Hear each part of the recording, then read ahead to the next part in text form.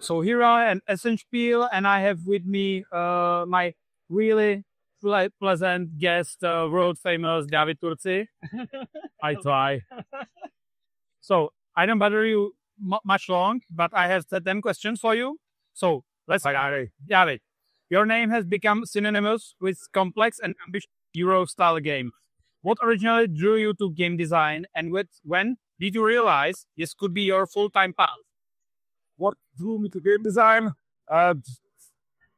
13, 15 something years ago, a friend of mine came home from a summer vacation and said, I was bored and Battlestar Galactica was too complicated to teach to my family, so I designed that game. And I was like, "Ooh, can I help?" And then a few years later, we got that game published by a tiny publisher, and then that got me introduced to other people, which led to an Acme being published, which somehow got super successful, which then led to me being introduced to other people, and then the rest just sort of escalated from there. Yes. The chain was Maybe at the right place at the right time, sort of. Yeah, really cool. You have collaborated with several publishers, Mind Clash, Board Game Dice, and others. How different is the creative process with each of them, and how much freedom do you usually have as a designer? I mean, it's not just collaborating with different publishers, but also collaborating with different designers. Collaborating is what I do. Is like some big designers have their styles. Yeah. It's like you can look at the Uwe Rosenberg, Stefan Vital Lacerda game, and look at the game. It's like, yeah, I like it because I've liked his previous game, and sure, there are new ideas in it, but it smells like, Yeah, exactly. I haven't yet figured out what makes one of my games one of my games.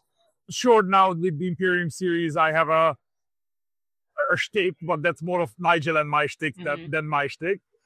What I like to do is talk to people about what interests them in the game. And okay, so we can do this, or we can take one step to the left and we can do that. And I particularly like co-designing with other established designers because I can go into their toolbox and I don't know, look at 5 Martin Wallace games, take a mechanism from this, take a mechanism from that, put the game together, and then put it in front of Martin and say, hey, what do you think of that? Yeah, and just pushing you forward, right? Yes, and I've worked with some of the Italian greats. I've had a published game with Daniel Toscini, Pecano, and Nucleum with Simone Luciani, which is a very fun thing to do because they used to work together. And Daniel was always the idea man, and Simone was always the developer man. Yeah. So when I worked with them, then I was the developer man to Daniel, and I was the idea man to Simone. So Nice. it's like I got to be the chameleon. And because of that, I don't fancy myself as the best of any one thing amongst all these greats of the industry. But I do like to think that when it comes to heavy Euros, I can pretty much drop myself onto any one of these things and contribute significantly because I go on, and I do the same with the publishers. Mind Clash has been on the scene as long as I have, so I watched them grow from some new starting geniuses to some highly unbeatable geniuses. More than less grew from a 3-person company to a much bigger, reliable 5 games a year plus over the same amount of time. So those two are my home publishers. I can bring a much less finished game, ask them how they want me to finish it, work with the people. Like Feba is not a co-design; it's credited to me, but technically it's a co-design between me and 10 people at Modern Dice. So, but I also work with other publishers, and I always try to like, who should I bring this game to? And with every game, I have 2 or 3 publishers in mind. And if those 2 or 3 don't want it, then probably that game is not worth publishing, because if I have to convince a publisher that this game is for them, then we're already lost. Yeah, exactly. We should both be excited about the same things. Which is why I also try to never have, disagreements with the publisher. If the publisher tells me that this game should be that way or that way, then if I disagree with it, then this game shouldn't have gone to that publisher already. Exactly. Because if I wanted this game for that publisher, then I should meet their objectives. And if they know that to meet their objectives, we have to cut this, get more feeling of that, have more components of this, Yes. then I should listen to that. So everybody should bring their expertise. So living around. Yeah, and don't tell your the guy you hired to paint your home how to hold a brush. So Yeah, I agree. that's what I believe in. When you start a new project, what comes first? Mechanic, a theme, or maybe just a certain feeling or story you want to capture? That's the oldest question. The answer is yes. And that's the best. It's the only answer. And again, that also comes down to who am I making the game for?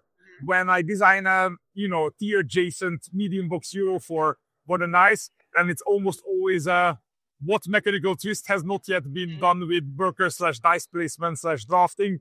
And once I have that, what could it represent? Teba started as a one-liner of commonly built worker placement board in the middle where dice are placed and meeples are walking over the dice. Okay, what can this board be? This sounds like a marketplace. Okay, marketplace. So let's look at ancient civilizations. We've gone Roman. Hey, Greek is so basic that actually nobody's been doing it for a while. Let's look at Greek marketplace. Okay. And then, okay, so there was the Cadmea, the big marketplace for Thebes. What else do we know about Thebes? Yeah. Okay, that there was the whole Odysseus and Antigone story where the brother attacked. Okay, so there are gates that are being attacked. And then, Nice. So it started from the mechanism, but the theme dictated the whole game. Mm-hmm. So yes, when it's about mind dash, then it's the vision and the for them everything is thematic integration. Everything has to make sense. So even when it's mechanism first, it's still what in-game narrative are we telling? So story, but not story in the sense of here's the card that tells you the story, but story in the sense of the way Perseverance or Voidfall does it, that you are the story playing. And now with the Imperium system, what we've done with the first Imperium, then Starter Captain's Chair, and number 3 and 4 are also on their way that I'm not yet saying, is that, okay, we want to make a game in this setting.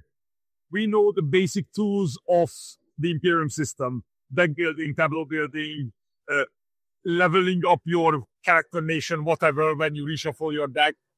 What does that represent in this setting? Who are we? What are we? Why are we competing with the other player? How does that get represented in the game? And that's what led to the neutral zone, the planets being added to Captain's Chair, because that's more better representation than just grabbing interior nations from Ethereum. And the next one will be even more things because the interaction calls for more mechanisms to represent how the players interact. So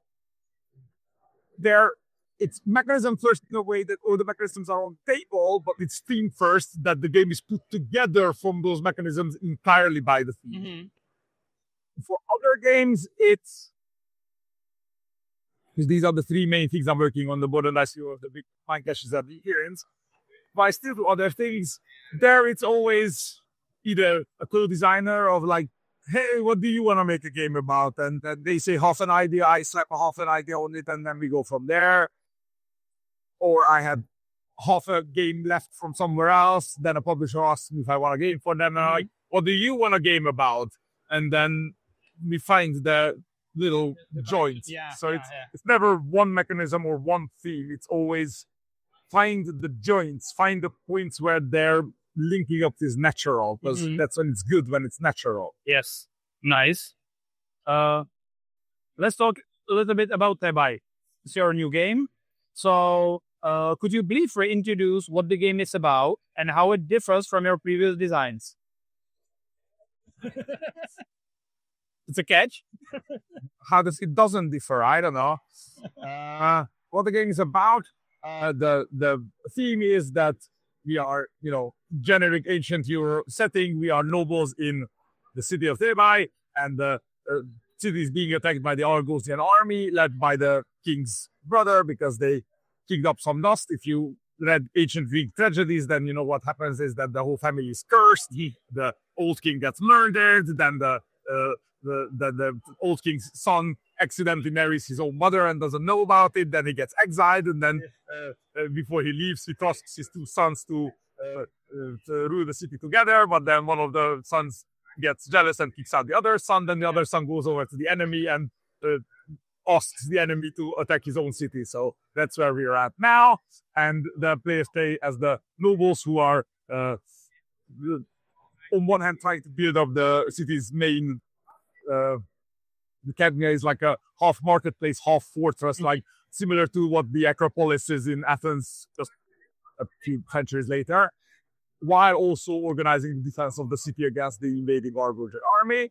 Mechanically, it's a dice placement-ish game, because one of the things you do every turn is placing a die, but you can place them on your own board, which has increasingly better actions that you unlock by building the Cadmia, or you can build it on the Cadmia, which has the actions that you and the other players put on it, but you also have one piece called the Archon running around on the Cadmia activating the actions, but it can only run around where anybody has placed a die. And if you run over your own die that costs you something, if you run over somebody else's die that gives them something but doesn't cost you anything. Yeah. So it's a very competitive thing that is also feel good positive. So that's what I believe in, that every time I take a move, you should go, damn it, I wanted to do that. Ooh, but actually. So it's never I deny you and ruin your plans, and also never just doing stuff for each other, but everything should be tight competition with positive waves throughout it. So plus it has tempo cracks, because any tea-smelling game needs tempo cracks. And that's how the main. So the solo mode, you would not. It's not your own solo mode, but you collaborate with someone. Well, Kasper is the one of the developers of Modern Dice who is in charge of the solo modes. So basically, he is in charge for making sure that every Modern Dice game that needs a solo has a solo. So we bounce things back and forth. And on one game I do more and he does less. On the other one he does more, I do less. So as we talk about it, this really designers try to brainstorming about the mechanics. I designed most of the solo and then he streamlined it enough. On Tianxia, I came up with the idea and then he made it fun enough. Whereas on Art of Rivalry, the next year's game, he came up with an idea so good that I was like, yeah, I have nothing to add. Let's do it your way. So he's only credited for the solo mode. Yeah. So my last question is, if some of your games were a movie, who would direct it? Is my bonus my two most cinematic games are Perseverance and Defense of Procyon 3. And Defense of Procyon 3 was highly inspired by both StarCraft and Starship Troopers. So what you're asking is who would make a modern for Starship Troopers? No, because Starship Troopers should always be a parody, because that thing has always been a. So I quite like what Verhoeven did with that movie, just nobody understood it then. So more like who would do a good StarCraft adaptation is a question here. I don't know, but you just want Chris Nolan and Dennis Villeneuve to direct every movie. So exactly, that's the easy answer. So David, thank you so much for your interview and enjoy the S05E22. Thank you. Thank you.